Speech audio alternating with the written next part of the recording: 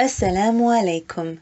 My name is Tahseen Merali and I run a small publishing company in Birmingham called Sun Behind the Cloud Publications. First of all, I'd like to thank the Muslim Writers and Publishers Association for the opportunity to present to you today on the 4 essential ingredients for a successful publishing company. The publishing landscape has developed tremendously over the last 10 years. Not all publishing companies are as large as Penguin, HarperCollins, and Oxford University Press. There are hundreds of small presses out there, as well as self-published authors. If you're thinking about opening your own publishing house, here are 4 key areas to think over before you begin.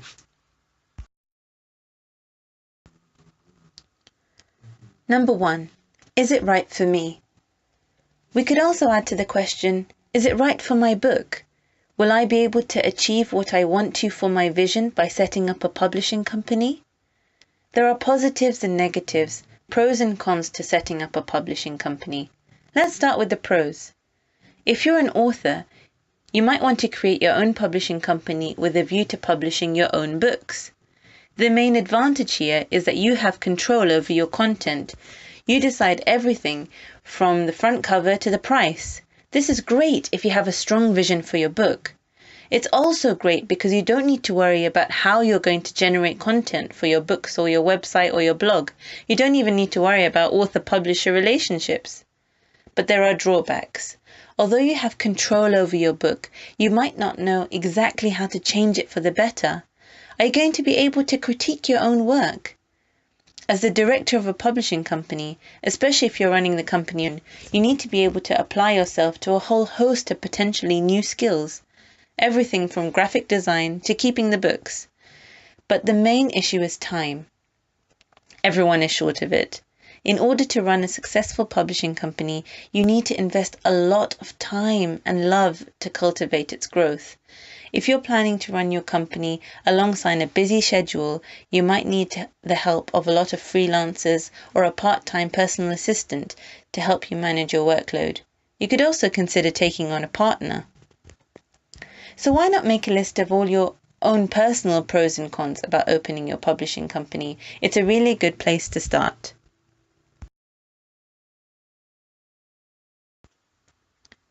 Number 2. Know your audience. This is absolutely essential to reflect on. Who will be buying your books? What is your typical reader like? Extensive market research at this stage will tell you 2 main things. What will appeal to your customer in terms of content, and how to manage your book and best distribution channels to get your book to the intended audience. One of the reasons why there are so many small publishing companies is because they're all catering to niche markets. This is great because it often means that you as a publisher know your market well. Many publishing houses are actually founded by people who saw a need within their own community which they try to fulfill. It's up to you how niche you want to be. For example, you could decide to work on children's books, but decide to look specifically at Muslim children's books, then specifically on preschoolers aged 3 to 5. Then you might even become more niche and decide to work on preschoolers with attention problems, disabilities, and so on. Being a niche publisher is great because it means that you can be a leader in a small market. Anyone who wants a book for young Muslim children know where to come. Having said that, you have to assess the size of your market to make sure that there's definitely a demand for your product. Becoming less niche might mean that you can keep your options open. It's always important to identify potential markets which may not have been obvious at first. These include schools and libraries and even markets abroad. It's really important to do some market research before setting up your company, finding out where your audience are currently buying their books from and making sure that your books would be available there. One thing that really helped me is that whenever I want to publish a book, I visit a bookstore in town and I look for where my book might sit on that shelf in a bookshop. Once I have identified that section, I review the book that would be on that shelf. What are their styles like? Do they have illustrations, diagrams, charts, and so on? What's the font like? How big are the books? I might even buy some to read at home to get a feel for the tone and the language used. Sometimes working together with other organizations, either through co-publications or working together on a more informal basis, can be really beneficial. Not only can you bounce ideas, you can also use each other's established networks to improve publicity and distribution.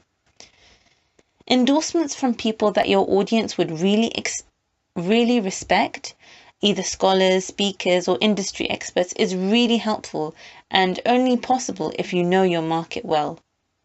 If you know what your audience like to watch on television, there's also a potential possibility of TV tie-ins or working with people like British Muslim TV or the BBC or similar channels that could promote your book. Knowing your market can also help you know a lot more about the timing and how to launch your product. Ramadan, Eid or Hajj period might be great possibilities, National Women's Day or Black History Month, and so on.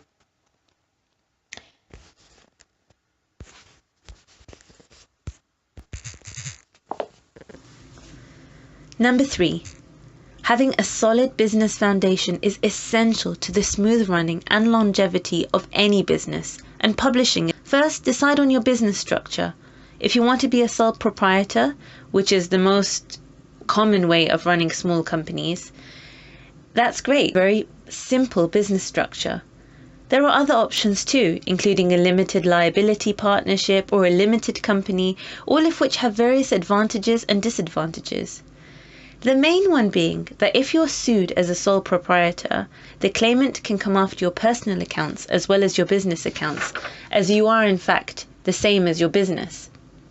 Whereas with a limited company, there are different rules that one would need to follow as a director, such as submitting public accounts.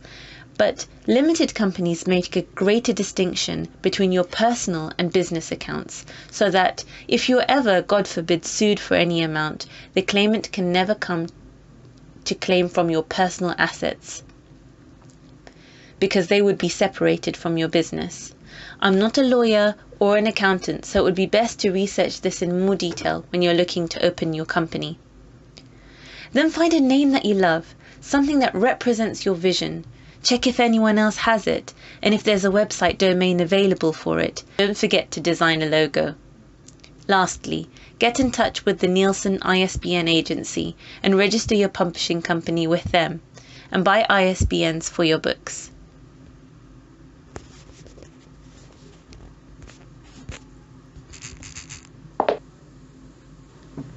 Number 4 is incredibly important: understanding the publishing process.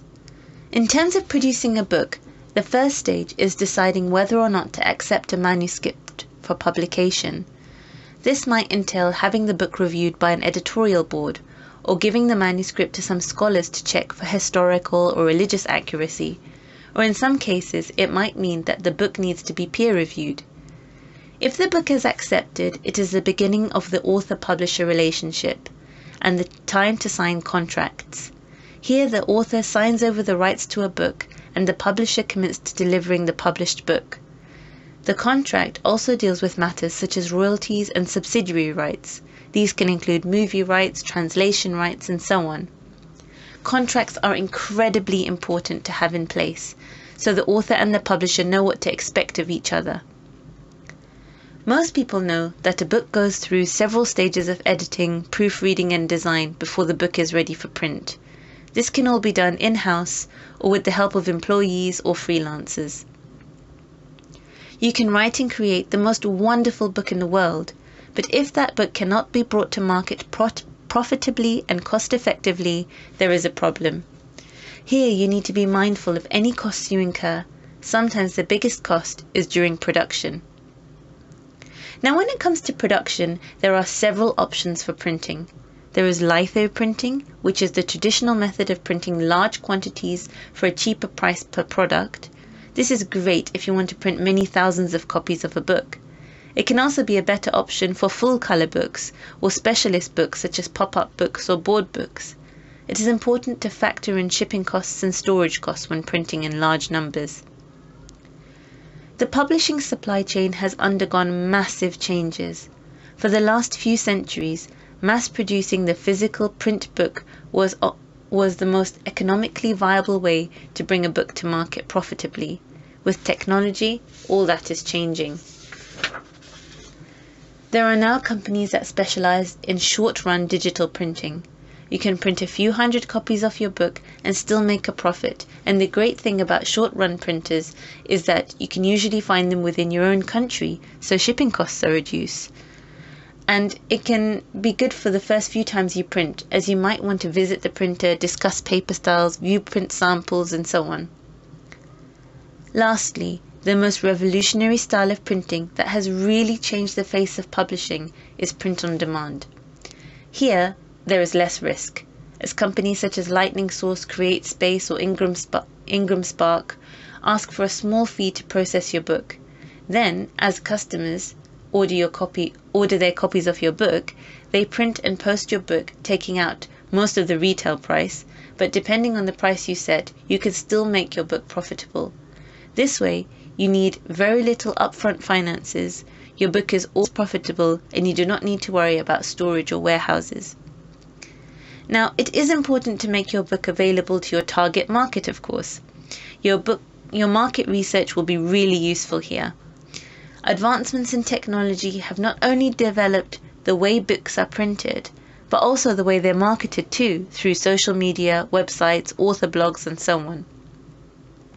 Customers searching online can come across slow-selling backlists as well as current bestsellers. Certainly, publishers have to ensure that their books are listed with sufficient information online, and they're using services like Nielsen Title Editor, Google Print, Amazon Search Inside functions, and the metadata on your website has to be as extensive as possible. The traditional methods of networking, calling bookshops, having stalls at events, and the like, they still really work, and they shouldn't be underestimated as a key part of your distribution, so don't forget to do that. Sales. Keeping track of your sales means having a business mind. This would include calculating discounts, calculating hidden costs such as postage and packaging, Amazon costs, storage costs, and having a returns policy, calculating royalties.